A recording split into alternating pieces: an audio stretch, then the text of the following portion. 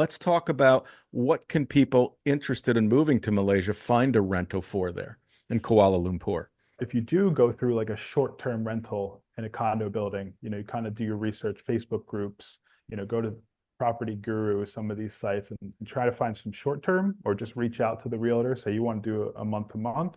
Hmm. It's possible, but of course, they don't. It's not ideal for them, but Hmm. you can find it, and it's typically more in the range of $250, $300 for those same exact condos.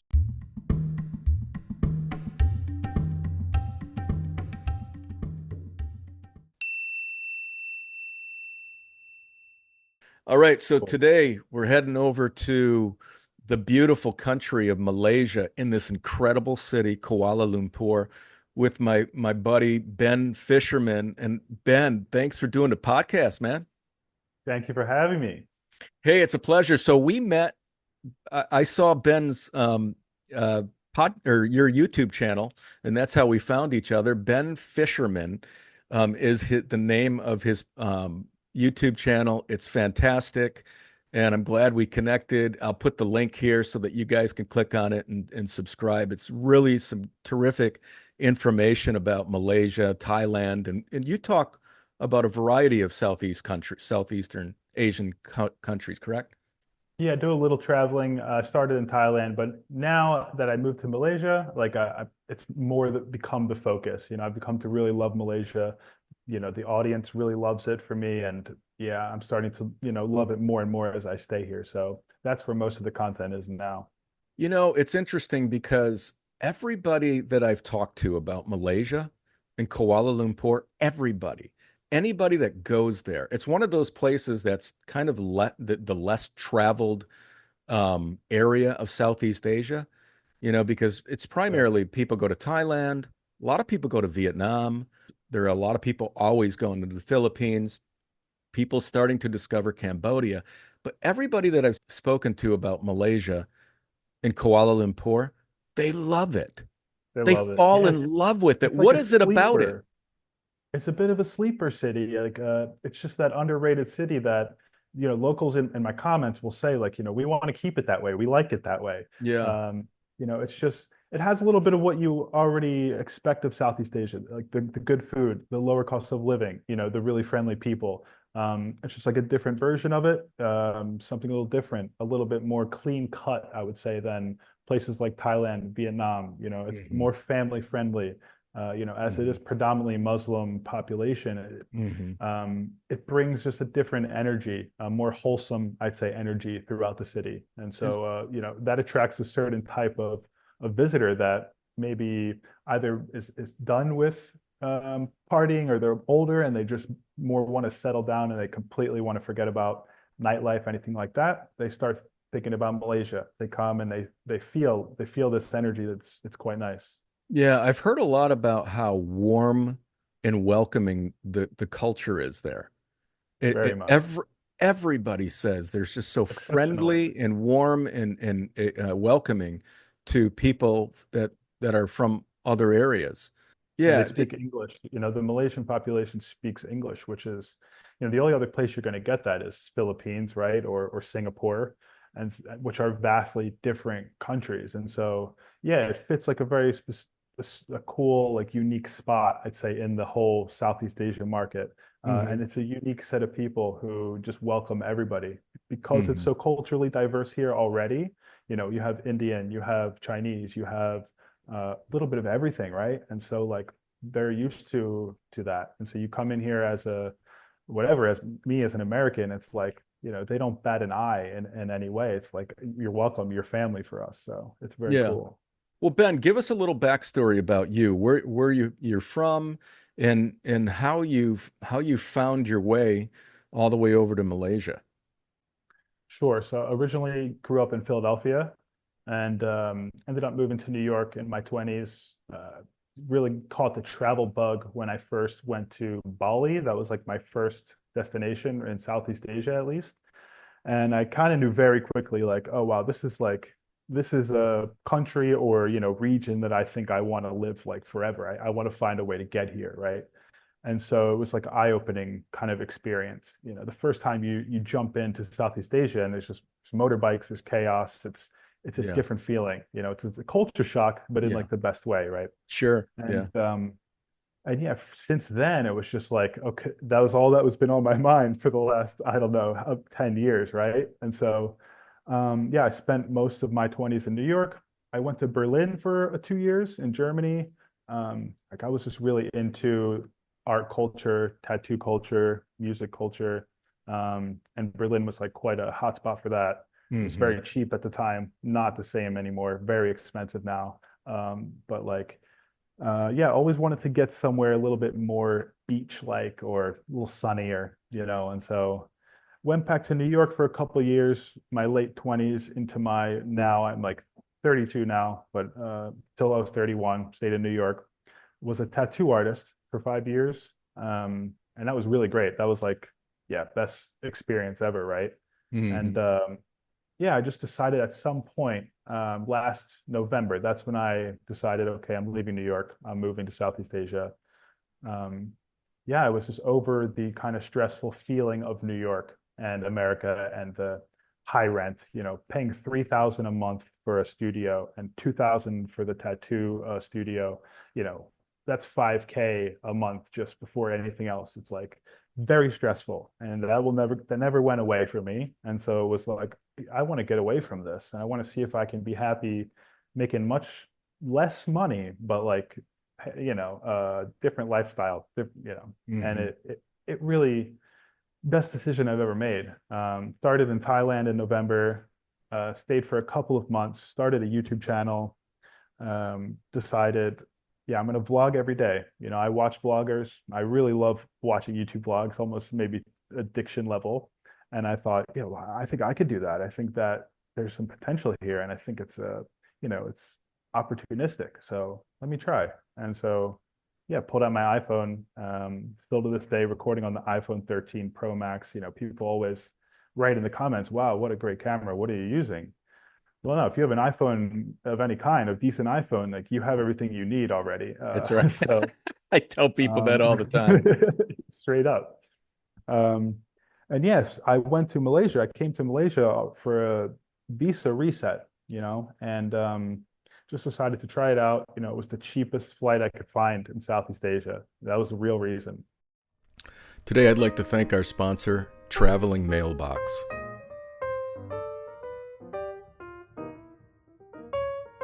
Are you ready to move abroad? Keep a real U.S. address without the hassle? With Traveling Mailbox, you can set up a virtual address that works just like a physical one. No more relying on friends or family to send your mail weeks later. Get your mail scanned instantly, manage it online, and forward it anywhere in the world. Enjoy total freedom and stay connected to the U.S. with Traveling Mailbox where you are. To sign up, click the link in the description, or you can scan the QR code above on the screen. So yeah, I had landed in Malaysia, started vlogging, right? Started kind of Okay. doing the same thing here. And yeah, I just felt comfortable very quick. I started in Kuala Lumpur and I was like, I'm going to stay for a couple days and maybe extend the trip. We'll see. Maybe probably go right back to Thailand. That was my initial thought. Because I've always loved Thailand. That was like my love, right? It's such an amazing place. It's very cheap. You can kind of live by the beach. Mm-hmm. I was in Pattaya just because that is like the lowest cost you're going to find, and you Mm-hmm. could get a beachfront apartment over there for something like $200 or less per month in Yeah, Pattaya. So it's hard to beat that, really. it is. Um, Yeah. and so I came to Malaysia, and I am very much a city boy. I love the city, and so Kuala Lumpur, for me, it fits very well. And I think even if you're not like a city person, because like people who aren't city people, they don't like Bangkok. It's too much Mm-hmm. for them. But Mm-hmm. they can come to Kuala Lumpur and they can feel it's a whole different thing. It's quite a chill city, but you have all the conveniences, you have the amazing train system.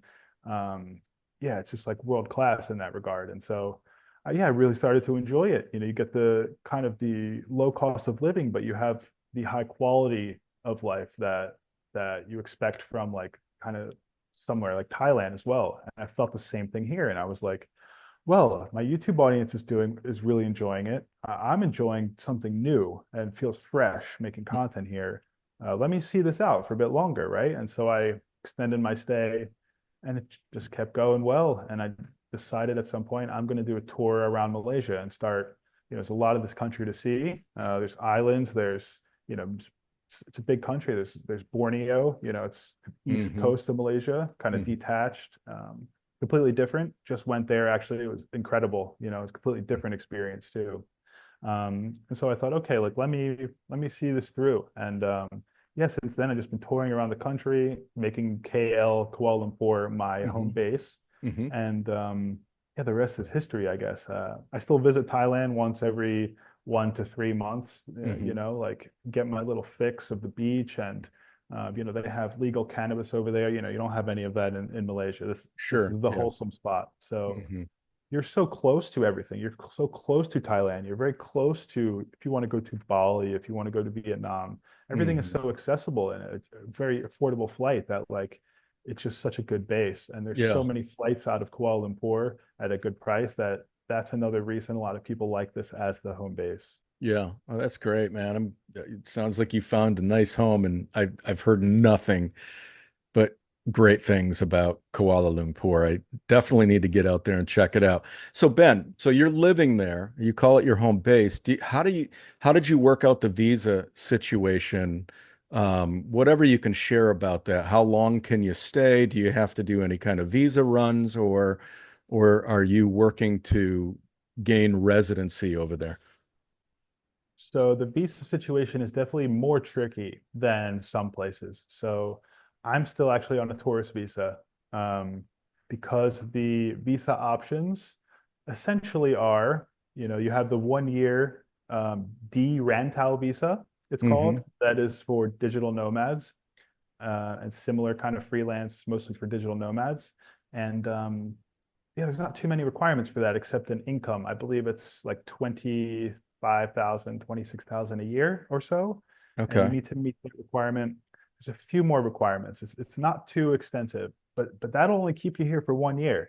Okay. And then you kind of have to figure something else out. And so the next option is called the MM2H. That's what a lot of people kind of come over here to shoot for on retirement and who are a little bit more set in financially, I would say. And that's Hmm. kind of who the target market is for Malaysia. They don't really want backpacker style expats here in the same Yeah. way that maybe Thailand has.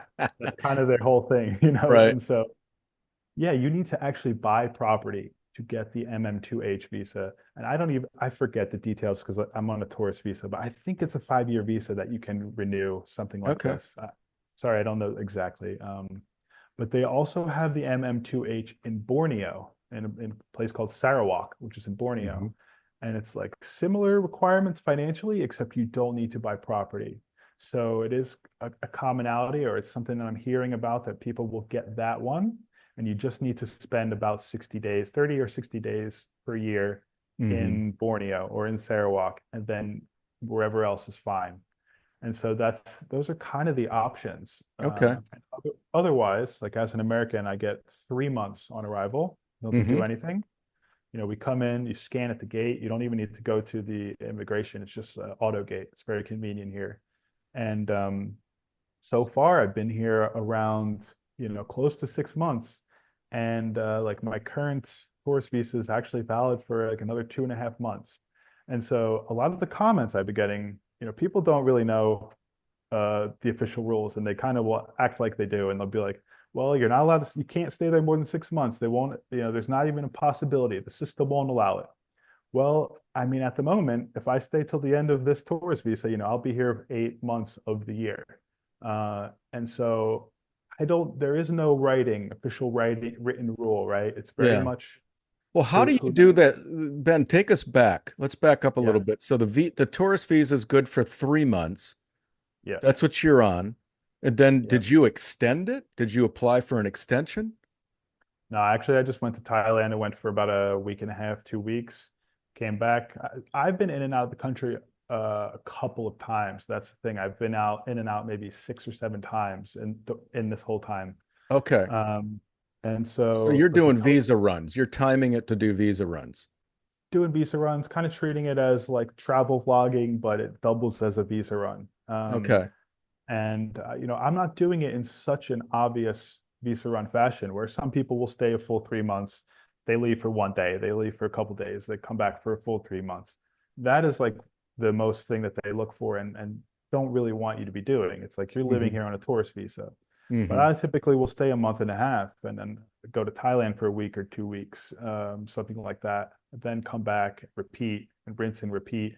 And I at least feel like it looks a little bit more like, hey, I am moving around. I'm not um, in just one place. I went to Indonesia, so it's like I don't know the official rules. I don't want to say you can do something and then like they stop you, Yeah. but like almost always they will give you a warning. If you ever hit a point where it's like it's going to be a problem, they will let you know like, hey, next time you come in, like you need to stay out of the country for this amount of time before you come back, something like that.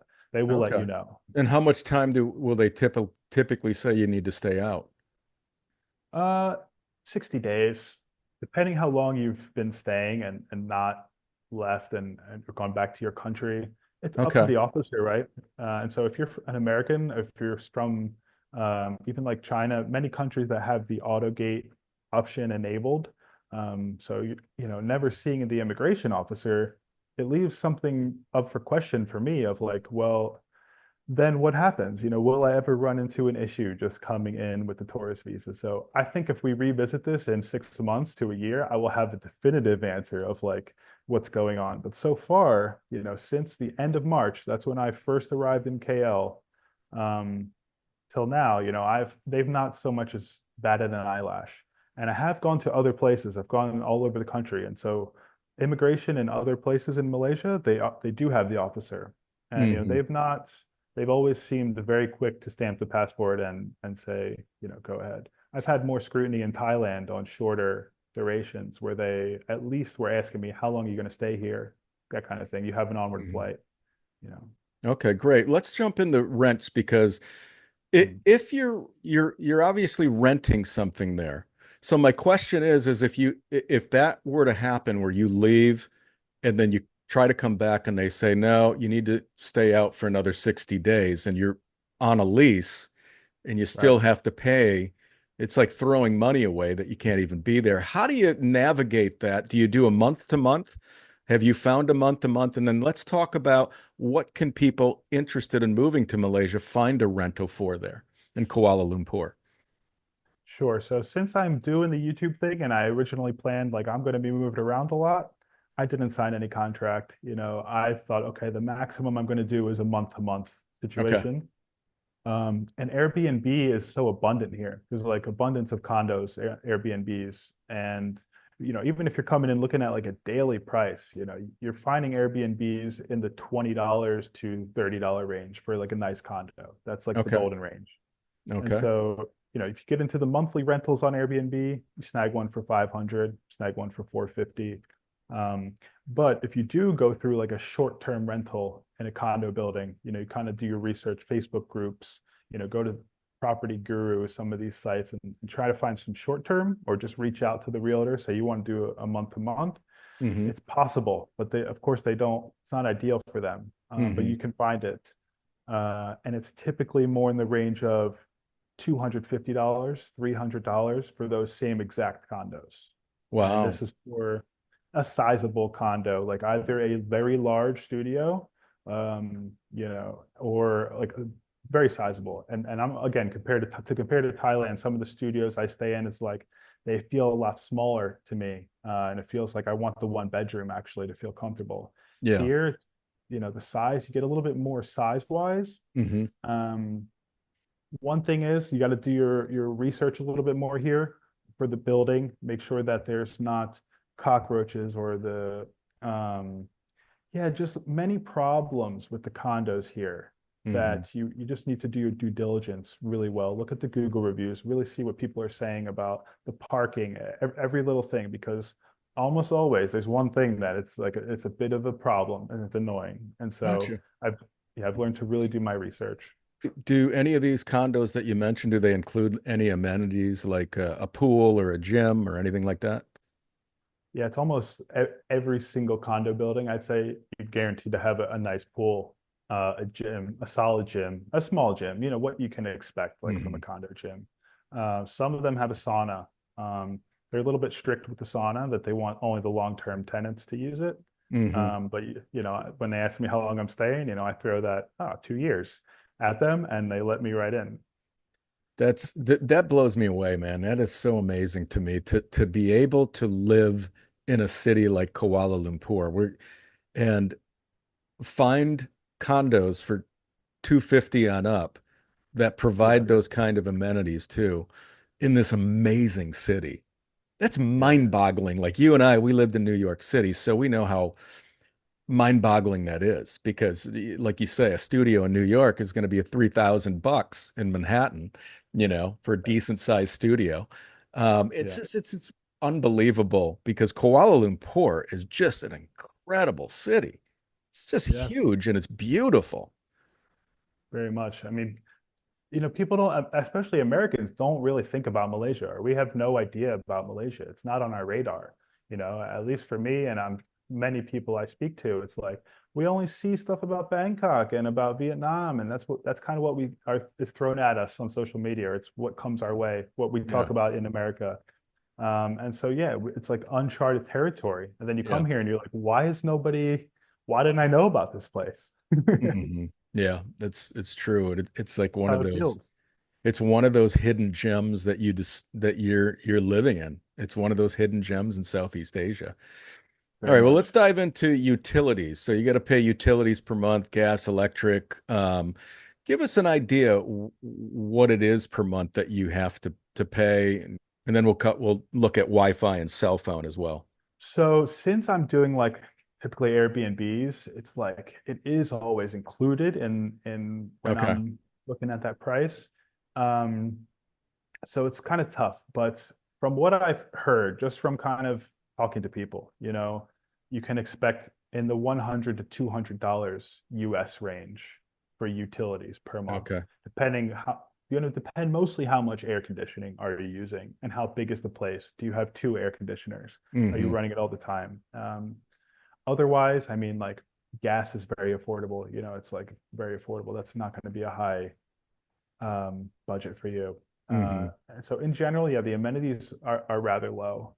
Hmm. But I can't give you an exact figure because the Airbnbs, everything's always included. Included. Um, yeah, the Okay. internet in KL is very good. When you get outside of KL into some of the other areas of Malaysia, it can be a bit touchy, same as a Hmm. lot of countries. But here, the internet is very stable, and that's another like reason I like KL more than like some other cities for long term. You know what they charge for Wi-Fi in Kuala Lumpur? I wish, I've seen signs in the buildings that sometimes they're like advertising it. And you'll see it from anywhere from 20 to $40, depending from like decent speed to like blazing fast. Right. Okay. What do you do for cell phone out there? So cell phone, quite affordable. I think I spend around for a month, around $8 to $12 Okay. in that range. Yeah. And it's fast. And I even use it as a hotspot. If I don't have reliable Wi-Fi, it works great as to just sit in the house and use it for the laptop as well, no problem. Hmm. Okay. All right, great. Good information. All right, let's move on to groceries. People are buried in the cost of groceries here in the West. I mean, what are you spending per month out there? Typically, so I buy a lot of meats. My diet is like very meat centric. I've had health issues in the past and I switched to like a carnivore keto style eating. So for me, cooking at home is essential. I always need a place for the kitchen, essential. So I am always shopping. Um, Now it's going to vary a lot depending on your diet. If you can eat a lot of grains, if you can have a heavy amount of rice in your diet to fill you up, and you don't need to eat so much meat, it's going to bring the cost down a lot. And so I'd say in a given month, I spend, let's say, honestly, around $20 a day. So probably $600 a month for me. And this is with Okay. buying like a lot of beef, which is more pricey naturally in Southeast Asia. That's the thing is beef can even be more expensive than the West in Southeast Asia. Everything else Hmm. is much cheaper, even chicken, like very affordable. And I try to fill a lot of my diet with chicken because you can get pretty good chicken for a much lesser price. Hmm. Um, Still, I'm eating beef every day. My body just doesn't allow certain things. But for the average Joe, you're going to spend less than 600 a month. That's like a very high end, I think, especially for Yeah, my, 600's way more than what I even spend here for me. it's a lot. I mean, in the US, to be fair, I I honestly spent around $1,500 a month on on food, buying like grass-fed organic beef and Wow. Okay, so you're cooking. very meticulous in what you buy. And Yes, very okay. meticulous. So you can find these like more healthy, like not even healthy, just like special grass-fed or stuff like that in Kuala Lumpur. When you Hmm. get outside of Kuala Lumpur, very much harder for me. It's much Hmm. more entry-level grocery shopping, right? Yeah. The wet markets. If you don't mind shopping at the wet markets, you can save a lot of money. You can actually spend much less. You're probably going to spend 150 to $200 a month if you're buy your chicken at the wet market. Get your produce and veggies. You eat rice as well. Yeah, no Yeah. problem. Um, I'm the opposite of you. I don't eat meat. So I oh, could probably get, like my budget was really low when I lived in Korea. I hmm, hardly spent anything because I wow, don't eat meat and I pretty much ate Korean diet. Had a Korean diet every day. I didn't eat any. noodles. Yeah, and rice, and I didn't eat any, U.S. food. You couldn't really find like cheese and stuff there, unless you go to Hmm. specialty stores. So, all right, cool. So, all right, so let's dive into restaurants. So you go out. People love Southeast Asian food. That's one of the draws. It's one of the big attractions, and especially Kuala Lumpur, they're known for their culinary scene. But what can you go to a local ma and pa restaurant, get a nice, meal. What are you going to pay for a meal over there? And then what would people need to budget per month, do you think, um, to eat out? Right. So food in Malaysia is probably the number one selling point. It's like the thing here. People don't really drink here. Again, mostly Muslim. So it's like food Hmm. is that thing. Food is the thing for people. That pleasure source, you go out on the weekend, you're going out for food, right?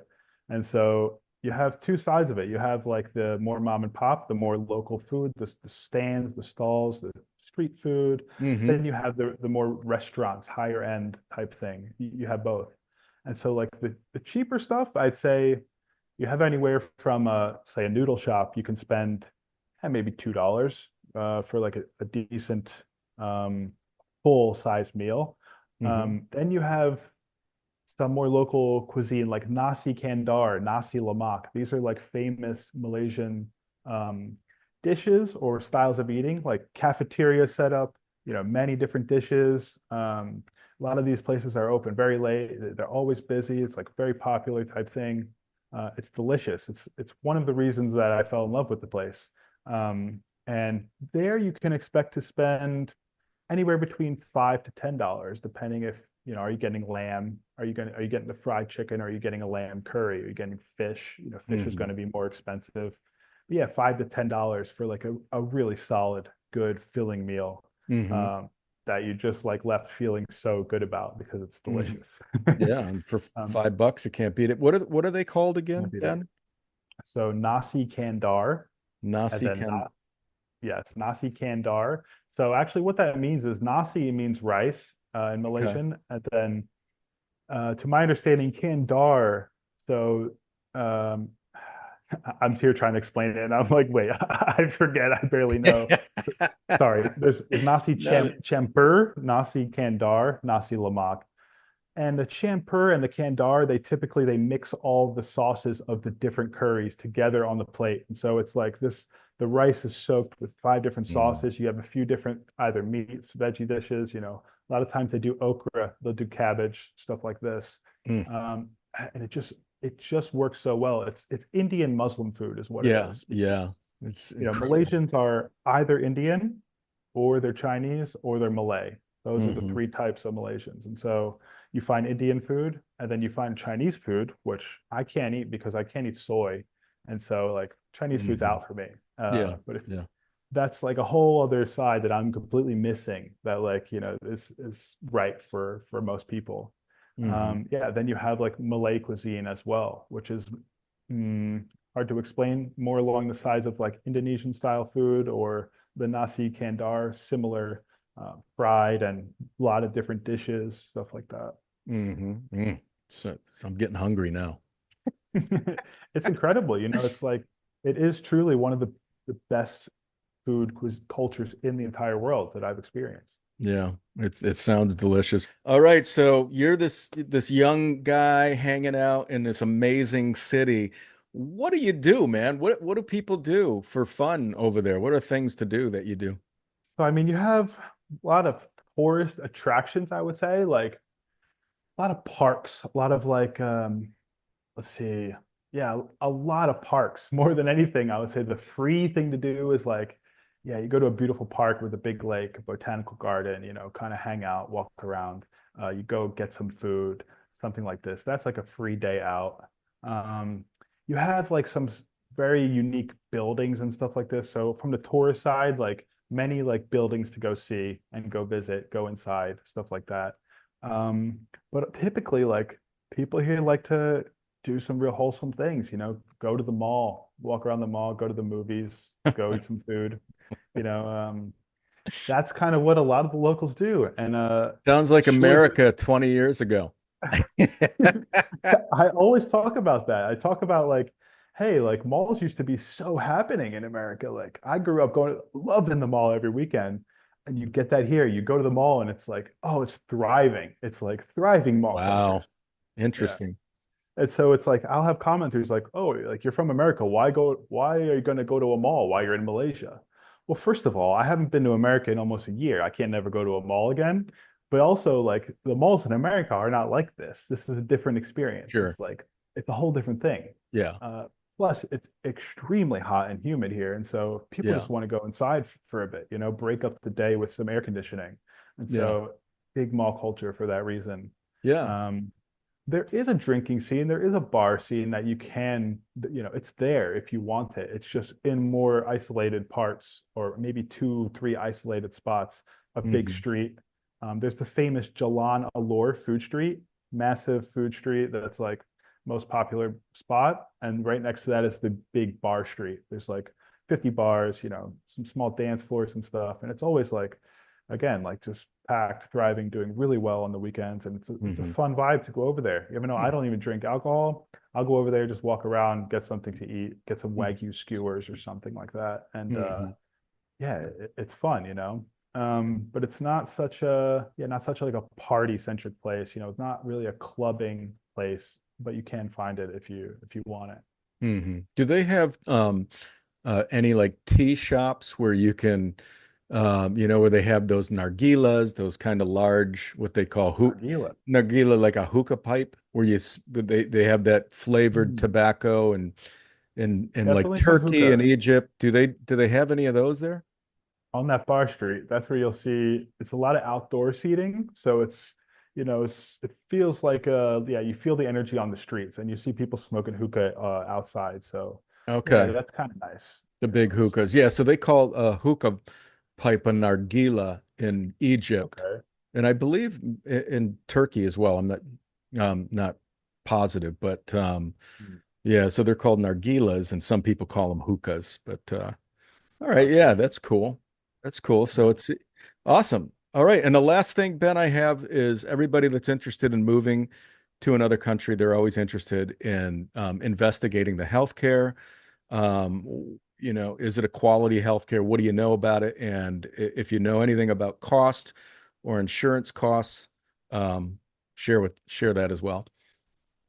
Yeah, so I mean, Malaysia is known for being like one of the top healthcare systems in the world. And it's like a reason that a lot of retirees, I mean, I say a lot, but it's a reason that it's not so, so many, but like the people who are coming, especially the retirees, especially those with the pension and, they're thinking about healthcare. Yeah, Malaysia is one of the top rated in the world. And it's like privatized. So, the public has like, free access essentially. They pay like 1 ringgit, which is like 20 cents to Hmm. go for like anything they need. But that's not available for foreigners. So you need to get some type of private insurance, from a company. Um, and I don't have insurance, unfortunately. It's stupid of me to say. But it's I can't comment on the price because I don't know. Okay. But like I even made a video talking about just a quick YouTube short, like Malaysia being one of the best healthcare systems in the world. And the comments were backing that up. Just because Hmm. like I talk to locals, I have a few friends here and they tell me that. But like Hmm. firsthand experience, thankfully, like haven't needed it yet.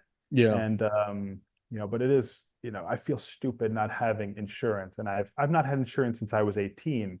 So it's not like I came over here and like dropped it. It's just like insurance was first of all like, $800 I got quoted in New York. So I was like, well, that's not happening. Yeah. Um, Yeah. then coming out here, it's like, okay, I'll probably end up getting some travel insurance, something like safety wings, one of these $50, $60 a month plans that cover a good amount of stuff.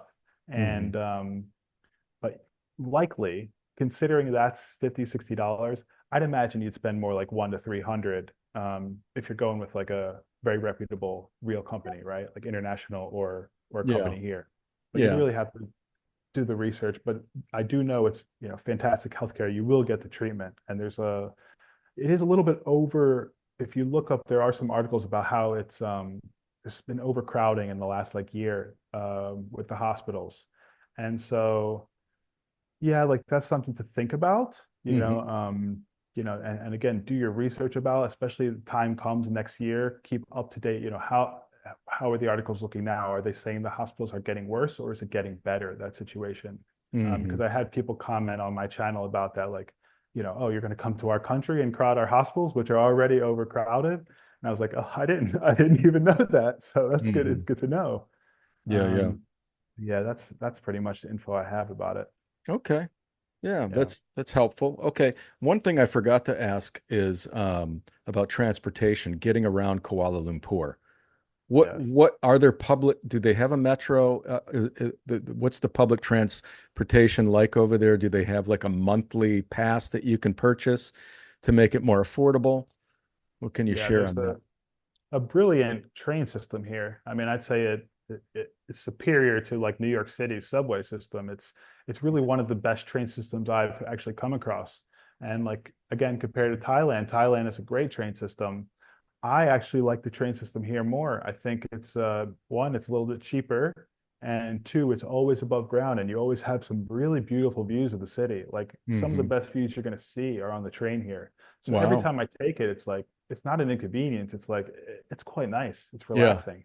Yeah. Um, so that's just a huge plus, actually. Where one of the downsides of New York is like, oh, I have to get on the subway. I don't want to do that.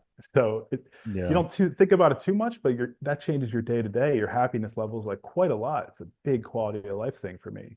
Hmm. And you can get anywhere you need to. So it's affordable too. Typically, I'd say it's in the 20 cents to 60 cents range one way. If you're buying like a Okay. single token, then they do have various options of like cards to buy. Again, I'm not that well versed because I do the kind of hit and run kind of situation because it is already quite affordable. I'm not Hmm. using the trains every day. Yeah. And so, yeah, it's pretty easy to come in just buy the token.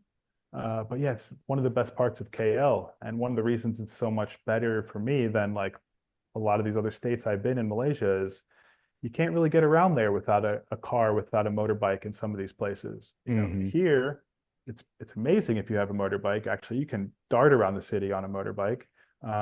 It's mildly walkable. Depending on the neighborhood, it can be very walkable to not that walkable, to the residential areas. Hmm. But if you stay in the city center, it's one of the reasons I stay in the city center. I love to walk. And so every single day, I'm mostly walking everywhere. And if I need to Hmm. go far, I have the train nearby. So it's like you don't feel locked in at all, even as like somebody like on a tourist situation or, even if you're not here super long term, it still feels Hmm. like very comfortable. Hmm. And it's a very car-centric city, more than all the other Southeast Asian cities, which are very motorbike focused. It's the opposite here. It's like 90% cars, 10% motorbikes. You need to have your license here. You can't get away with just driving, renting a motorbike with no license. And no, it's a lot more orderly in that regard, a lot more clean. I'd say Hmm. the infrastructure is quite good in KL. Yeah. What kind of ride share do they have there? Grab, Grab is very Grab. affordable. Okay. Yeah. Hmm. Okay. All right. Great. Well, Yeah. that's everything. Is there anything, Ben, you can think of that we didn't discuss that could be helpful to the viewers? I would just say that, like, if you're hesitant for any reason, whether it's because you don't know much about it, whether it's because it's a Muslim population, you don't know what to expect, you don't know how you're going to be treated. In my experience, it's like the most welcoming place. And, it was one of the most biggest breaths of fresh air coming in and experiencing this like new culture. So like, yeah, I wouldn't hesitate. I would just come here for a week, see how it feels. And almost everybody I know that has been here has really good things to say about it. Even people who you would never see living here, or people who maybe they are a big partier, maybe yeah, really young guys, something like that. But like they love it just as much as people coming here with a family. So yeah, Hmm. just I'm a real advocate for this place, and I'm hoping to put it on the map a bit more. As much as the locals want to keep it a secret, I'm kind of out here sharing the secret a little bit. Well, Ben Fisherman, check Yeah, out his podcast and or his channel, YouTube channel, Ben Fisherman, and it's Fisherman with an I-N, M-I-N. Check it out. It's great. Ben, thanks so much for taking the time to do this today. I appreciate it. yeah. Thank you, Ray. Thank you. All right, man. Have a great rest of your evening, and it's my day. Yes. Take care, man.